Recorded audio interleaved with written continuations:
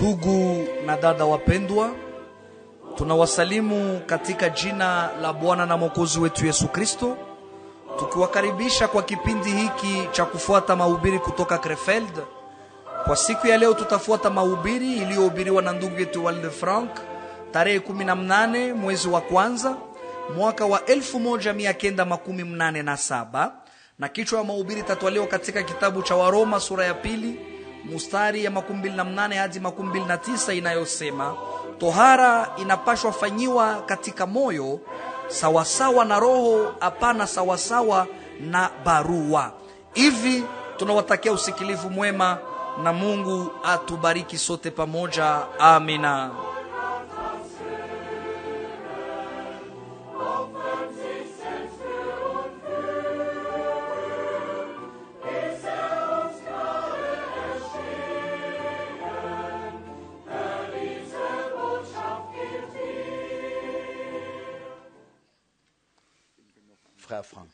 Ndugu Frank, ningali nakumbuka tena jana jioni, ilikuwa ni anga moya ajabu kabisa, ilikuwa mazuri. Nilikumbuka pia andiko na waza ni katika Zaburi 133 inasema ni ya mzuri na ya kupendeza wakati wa ndugu wanakaa pamoja wakiungana, na ni katika kusanyiko wakati umoja wa roho iko pale, njo mkusanyiko, njo mtu anaweza kuviona mzuri. Nilifurahi kabisa kwa moyo wote juu ya kila neno ambayo ilisomewa. Inafaa kufuata ndani mwako. Wakati tuliimba manyimbo, nikajiambia ya kwamba maneno kabisa ilikuwa ya kipekee. Nilikutana ya kwamba muziki ingekuwa mzuri tena zaidi, lakini ndani inahusu njo ile maneno njo ya lazima, hapana muziki. Kama ningeliweza ningefanya muziki kuwe mzuri zaidi. Kwa kusema kweli, napendaka kabisa muziki ambayo kabisa iko na uzima ndani yake, lakini kama vile nilisema, ni vile vyenye vinaimbiwa munyimbo njo vya lazima. Tulisikia mawazo mengi za Mungu kupitia neno,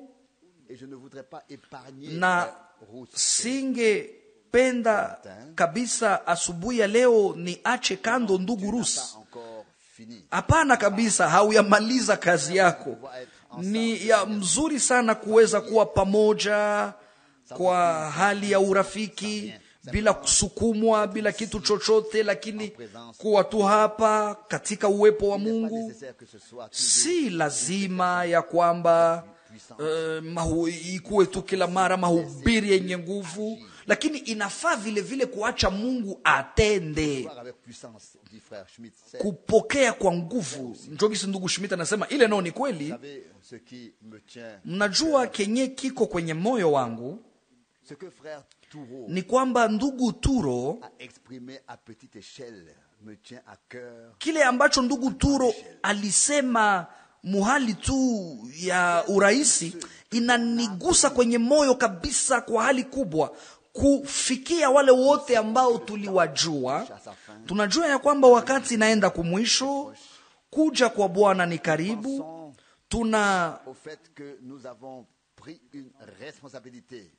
Tunafikiria ya kwamba tulitoa majukumu kwa sababu Bwana alisema nasi, naye alitujulisha neno lake na mapenzi yake. Kazi yetu ni kuhubiri sasa hii neno, na muniamini, haihusu tu watu fulani, inahusu dunia yote mzima, watu wote, lugha zote na mataifa yote. Katika Ufunuo 14 na waza kumstari wa 6, inahusu malaika anayeruka katika mbingu juu ya kuwatangazia watu wote, lugha zote na mataifa yote injili inayodumu milele. injili ya Mungu, injili ya ufalme, kama vile ushuhuda kwa mataifa yote.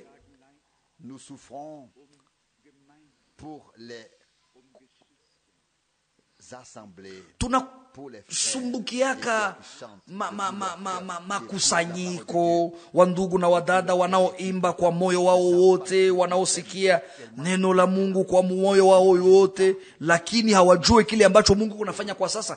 Tunasumbuka juu yao, tunasumbuka sana kabisa. Ningeweza kusema tunasumbuka juu ya watu wote, juu ya Wayahudi, Wapagani, Waislamu, Wahindu, wale haizuru ni nani. Ni vyepesi kuhukumu wengine na kusema ndiyo wako katika makosa, lakini ni jambo nyingine kukuwa na huruma ya kiungu na kujua ya kwamba watu wanapotea, wako wanapotea na japo hawakusikia injili. Kazi yetu inapashwa kuwa na itakuwa tu ile, na amini tu kabisa, ninaamini ya kwamba Mungu atafanya ya kwamba injili katika hali yake halisi ipate kusikilika tena kwa watu wote. Kuna neno ambalo Paulo aliandikia Waroma,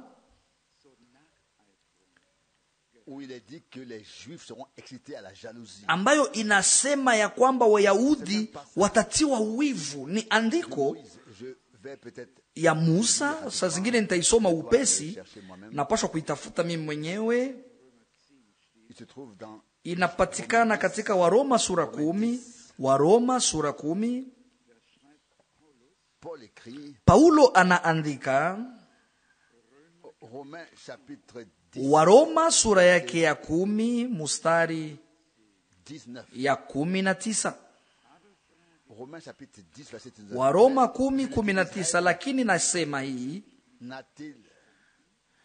je, Israeli hakuelewa? Ndiyo, alielewa. Musa aliye mshuhuda wa kwanza anasema, nitawafanya muwe na wivu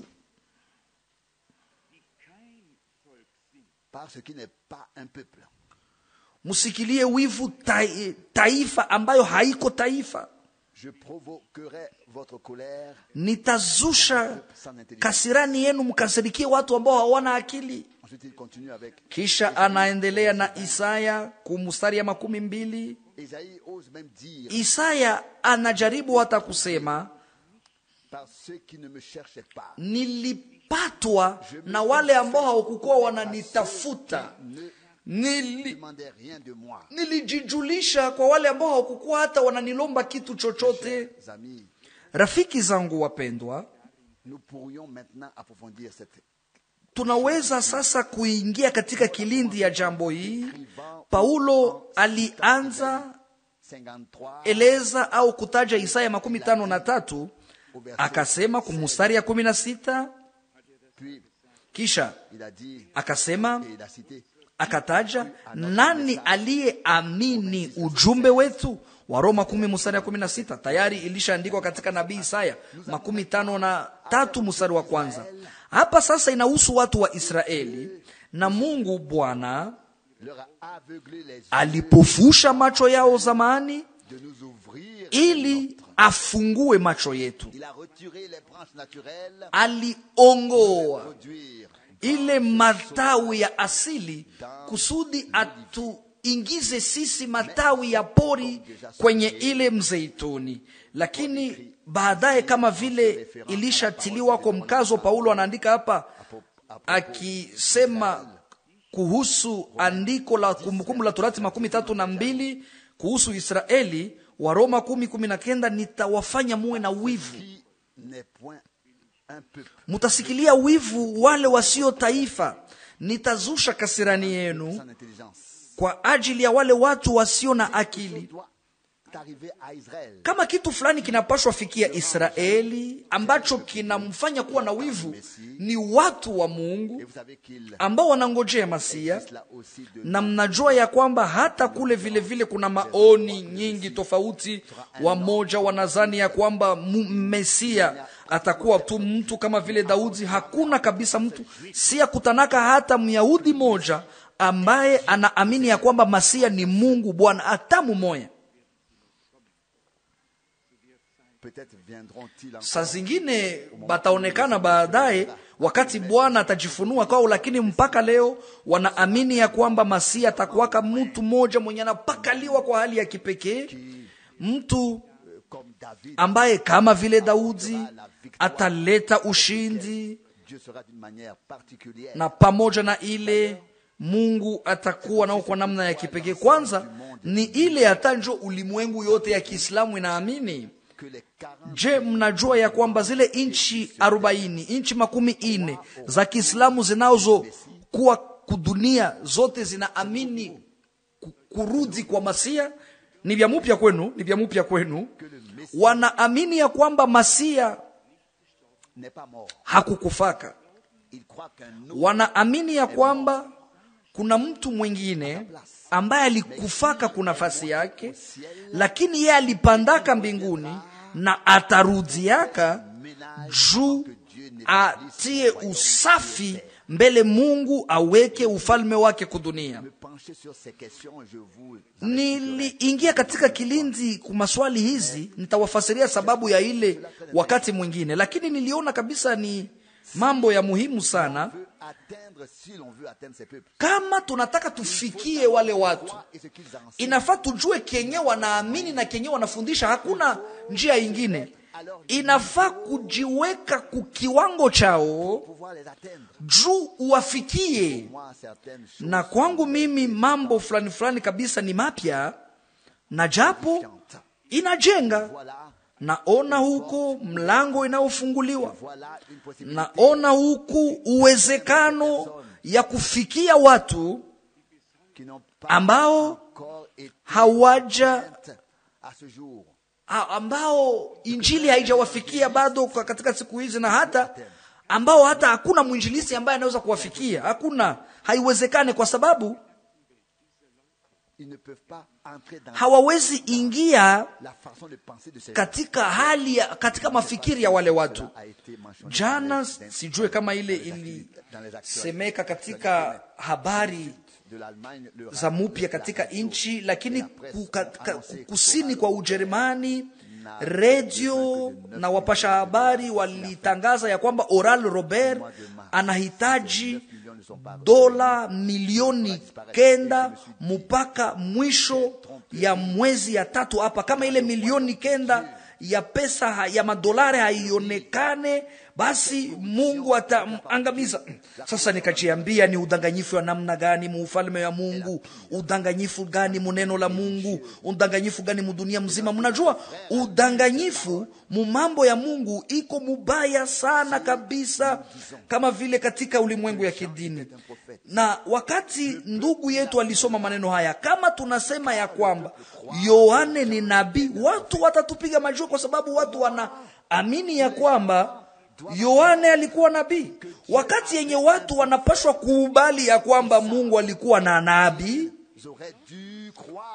Pale ndio wanajua ya kwamba wao wenyewe walipaswa kuamini kile ambacho nabii aliwaambiaka kwa jina la Bwana, lakini wanatakaka tu wajitoshe mushida ili wasikamatiwe kabisa. Mtu ambaye alikuwa anatafuta kufa kabisa na magonjwa ya kifua kikuu, na ambaye kwa ghafula akaletwa katika mkutano moja ya ndugu Branham na akapona, akaona kile ambacho Mungu alifanya, na ijapokuwa ile anaendelea tu kufuata njia yake, kufanya mipango yake kubwa, ratiba zake kubwa. Hapo pia hatuhukumu, lakini tuko wenye shukrani sana kwa Mungu. Tuko na shukrani kwa sababu tuko katika mpango wa Mungu. Tuko na shukrani kwa sababu tulitambua, na hatuna haya ya kusema ya kwamba Mungu alituma mtumishi wake nabii ndugu yetu mpendwa William Branham pamoja na ujumbe wa kweli wa Mungu kwa ajili ya Isa. Ninaamini ya kwamba Bwana iko na mambo mengi ya kufanya, na watu wengi wataitwa tena kutoka. Mungu atabifanya. Nilishaisema hapa na waza mara moja au ni mara nyingi kabisa. Katika vijiji vidogo vidogo, katika miji kidogo kidogo, au katika nchi ndogo ndogo, ni wachache tu fasi yote, lakini kwa jumla Mungu atakuwa na umati kubwa ya watu. Ninaamini ya kwamba kifo kumsalaba ya Bwana wetu Yesu Kristo itakuwa ya lazima. Nina uhakika ya kwamba Bwana atarudisha wengi, sawa vile shetani naye alibeba ba mingi. Bwana naye atarudisha ba mingi, batakuwa ba mingi. Musijisumbue, musiogope, kule mumilele batu batakuwa banaenea. Hakutakuwaka kiti kenye hakuna hako mutu katika utukufu. Mungu atapata mavuno mengi. Ndugu Rus, ningali na neno ambayo iko kwenye moyo wangu. Je, uko na neno ya kipekee? Mnajua, wakati mimi nafungua Biblia kila mara inakuwa inahusu mafundisho. Na hiyo ni ya lazima sana, lakini tulizungumza jana kuhusu neno na maandiko ya Biblia ambayo ilisomewa yote kabisa ilikuwa ya dhamani. Andiko ya kwanza ambayo ningependa nisome inapatikana katika Ufunuo kwenye sura yake ya 19. Tunatia kistari hapa, tunatia mkazo kuhusu umuhimu wa neno. Ufunuo 19 mstari wa 13. Anavikwa nguo inayopakaliwa damu, na jina lake ni neno la Mungu. Jina lake ni neno la Mungu. Bila yeye hakuna kitu ambacho kinaweza kuwa. Hapo mwanzo kulikuwa neno, neno iko vile vile kumwisho. Hapana tafsiri. Neno ile ya asili ambayo Mungu alitupatia kwa neema na akaifanya kuwa kubwa kwa ajili yetu. Nilikumbuka vile vile Kumbukumbu la Torati 29 au ile maneno ya mwisho ya sura 28. Kumbukumbu la Torati 28, ile shairi ya mwisho ni shairi ya 69. Tazama maneno ya agano ambayo Musa alifanya pamoja na Waisraeli katika nchi ya Moabu, kulingana na agizo ya Bwana, zaidi ya ile agano ambayo ilifanyika pamoja nao katika Horebu. Mnajua vile vile mstari 29 ya sura ya 29 ya Kumbukumbu 29 mstari ya 28, kile ambacho kinafichwa ni kia Bwana Mungu wetu, lakini kile ambacho kinafunuliwa ni kietu sisi na kwa watoto wetu kwa milele yote, ili tupate kutia katika matendo maneno yote ya sheria hii.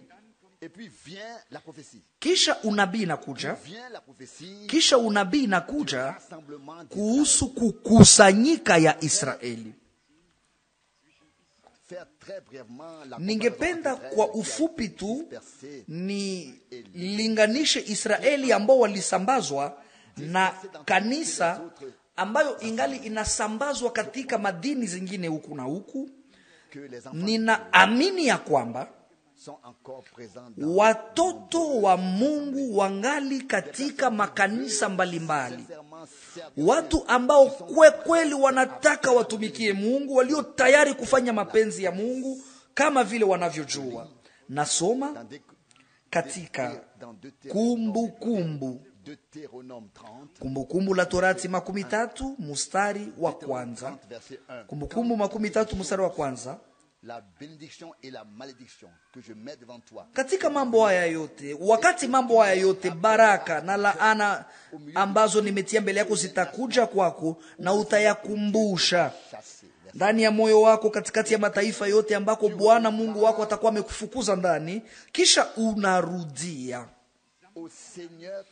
kwa Bwana Mungu wako na unatii sauti yake kwa moyo wako wote na kwa nafsi yako yote, wewe na watoto wako, sawasawa na yote ambayo ninakuagiza leo. Mstari wa 3. Halafu Bwana Mungu wako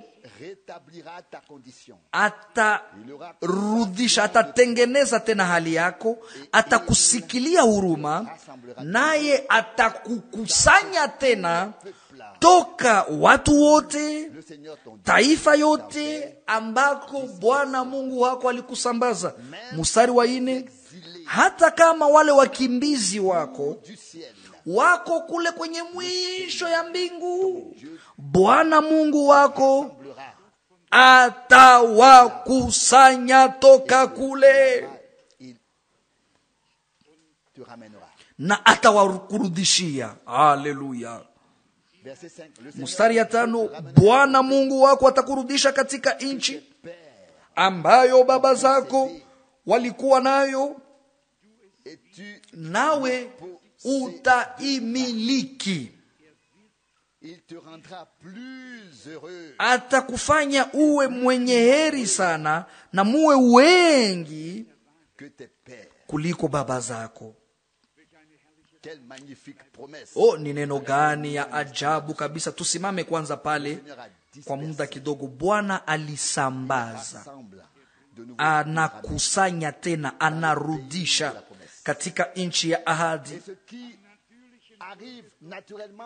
Na mambo ambayo mukimwili inafikia taifa ya kimwili ya Mungu, inafikia kanisa nayo mukiroho. Kuko kurudia, ile kurudishwa, kutengenezwa, kurudishwa kwa kile ambacho kilikuwa pale kumwanzo. Ahadi njo hii, naye atakufanya kuwa na uheri nyingi na muwe wengi kuliko baba zenu. Haleluya. Mstari ya 6 inaandikwa,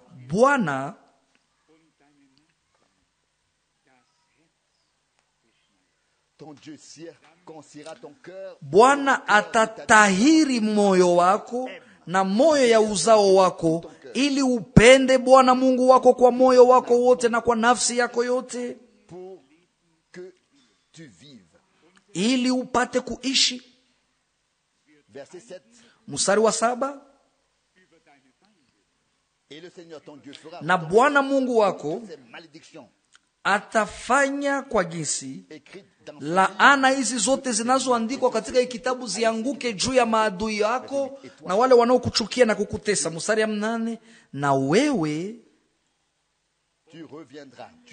utarudi, utatii tena sauti ya Bwana, na utatia katika matendo amri hizi zote ninazokuagiza leo. Mstari wa 9. Na Bwana Mungu wako atakujaza na mali katika kazi zote za mikono yako, na kadhalika. Mnaweza endelea kusoma ile mstari ya 9. Ni maahadi nzuri sana ambazo Mungu alipana. Anasema au inaandikwa hapa, na Bwana atakutahiri wewe na uzao wako, atakutahiri moyo, tohara ya moyo kupitia upanga wa Roho, neno la Mungu, kwetu sisi kisha watu wa Israeli. Paulo anaisema karibuni mara 2. Waroma 2:28, Paulo anasema kuhusu tohara ya moyo, na mniamini, ni ndani ya moyo tu ambayo Mungu mwenyewe alitahiri, njo neno lililofunuliwa linaweza kuwa kabisa ufunuo. Wengine wote hawawezi likubali, kwa sababu kile ambacho kinafunuliwa na Mungu kinaweza wekwa tu katika moyo iliyotahiriwa, iliyofanywa mpya, iliyopokea neema ya Mungu. Waroma sura yake ya 2 mstari ya 28 na 29. Waroma sura ya 2:28, kwa sababu Myahudi si yule aliye Myahudi kwa nje tu, kwa hali ya kuonekana, na tohara haiko ile inayofanyika kwa nje mumwili. 29, hapana, Myahudi ni yule aliye Myahudi wa ndani, na tohara inapashwa fanyika ndani ya moyo kwa njia ya Roho, inapashwa fanyika na Roho, na tohara inapashwa fanyika ndani ya moyo sawasawa na Roho, hapana sawasawa na barua au na andiko. Na sifa za mtu kama huyu hazitokei kwa wanadamu, lakini zinatoka kwa Mungu. Yeye ambaye aliishi tohara ndani ya moyo wake kwa Roho, na Roho kila mara anakubaliaka tu neno la Mungu, na neno la Mungu ni Roho, nalo linaishi, na pale njoo kwa tofauti yote. Na kama hakuna mtu anaye sukuma mtu mwingine, sote tunakusanyika mbele ya Mungu ili neno lake lipate kutenda juu yetu, ili kile ambacho aliahidia kipate kutimilika. Katika Wakolosai sura ya 2, Paulo ana sema tena katika mambo madogo madogo kuhusu wazo hii. Wakolosai sura ya 2 mstari 11, ndani yake nanyi vile vile mulipokea tohara ambayo haikufanyika kwa mikono, lakini ambayo inahusu kuvua mwili ya nyama, tohara ya Kristo. Tunaelewa kama inahusu nini? Hapana tohara ya Musa, lakini tohara ya Kristo. Moyo mupya, roho mupya tumezipewa. Ile inasemeka mbali zaidi kumstari wa 12, tukiwa tumezikwa pamoja naye katika ubatizo, nanyi vile vile mumefufuka pamoja naye kwa kuamini nguvu za Mungu ambaye alimfufua toka wafu.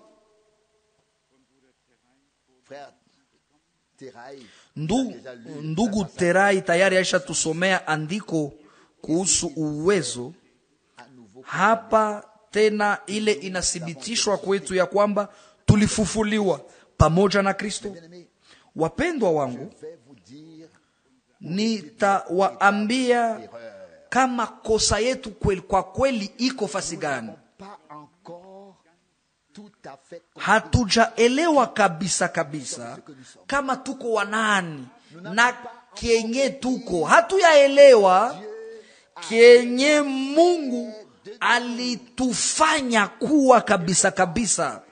Na juu ya nini basi? Ni kwa sababu tunaangaliaka tu hali yetu ya nje,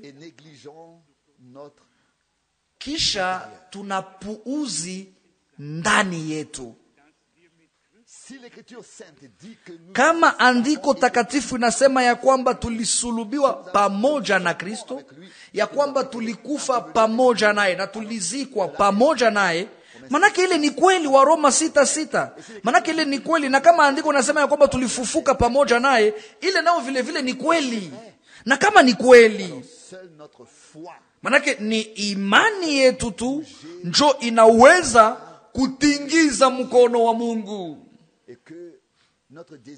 Na haja yetu sisi sote ikuwe kusema, Bwana, utuongoe toka kutokuamini. Tulisoma nini jana?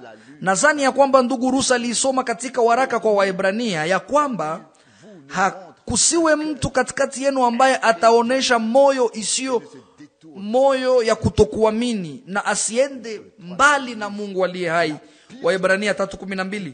Kitu kibaya sana ambacho kinaweza kutufikia sisi watoto wa Mungu ni kushakia kile ambacho Mungu alifanya, kile ambacho alisema, kile ambacho alitimiza. Kabisa kabisa,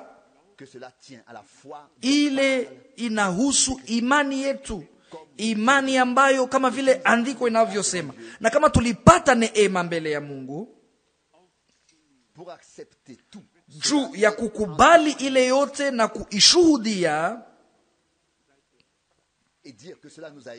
na kusema ya kwamba ile ilifunuliwa kwetu, museme kweli, ujumbe yote kwetu siya haiko tu barua, haiko fundisho mwevi ya kipekee. Kila kitu kabisa kimefupishwa. Ufunuo ya Yesu Kristo, ufunuo ya mpango ya wokovu wa Mungu wetu kuanzia kumwanzo mpaka kumwisho, kuingizwa katika mapenzi ya Mungu. Na kama ile yote tumeipewa kwa neema, hivi basi tunaweza amini kwa ujasiri ya kwamba Mungu angali na kitu fulani ambacho anatuwekea. Na ninaamini kama vile tayari nilishasema mara nyingi, mambo makubwa na mambo ya nguvu sana ingali mbele itakuja. Nilisoma tena katika kitabu cha Mihuri ambako ndugu Branham anaandika kabisa kabisa kuhusu nyakati zitakazo kuja, ya kwamba Mungu atafanya mambo makubwa katika bibi harusi. Kenye kinakuwaka magumu kwetu, kwangu mimi kipekee, ni ile wakati ya kungoya, ya kudumu katika uvumilivu. Tusifanye kitu chochote kwa sisi wenyewe, lakini tungoye tu ya kwamba saa ya Mungu ifike. Na ninawaambia ya kwamba pamoja na Mungu, kwa wakati wa Mungu, kunaweza tendeka, kunaweza fanyika bitu mwaka moya kuliko bitu vyenye vinaweza fanyika mu miaka 100 wala 1000, wakati yenye sie tunawaza kama tunaweza saidia Mungu. Tungoye ile wakati ifike, lakini mwa ile kungoya tukuwe na shukrani. Tukuwe na shukrani kwa sababu ya kile ambacho Mungu tayari alishafanya. Kisha tuangalie wakati itakayokuja kwa imani, tukiamini ya kwamba atafanya kile ambacho kinabaki kufanya kwa wakati wake. Mungu ni mwaminifu, anakusanya wale waliosambazwa, nasi tutakuwa wenye heri sana, kwa gisi hatuwezi kuifikiri au kuiona leo. Inasemeka kuhusu Yobu ya kwamba Mungu alimrudishia mali yake na mambo yote ikakuwa sawa vile mbele. Mungu alirudisha vyote, mambo yote itakuwa mzuri, mwisho itakuwa na utukufu sana kuliko mwanzo. Mungu atamaliza kazi yake katika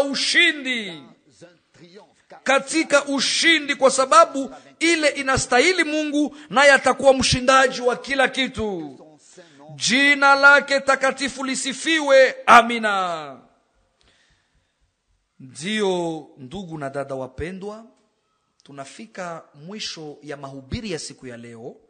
Kwa siku ya leo tulifuata mahubiri iliyohubiriwa na ndugu yetu Ewald de Frank tarehe 18 mwezi wa kwanza mwaka wa 1987, na kichwa ya mahubiri ilitwaliwa katika Waroma sura ya 2 mstari wa 28 hadi 29, inayosema tohara inapashwa fanyika ndani ya moyo sawasawa na roho, hapana na barua. Mungu atubariki katika jina la Yesu Kristo.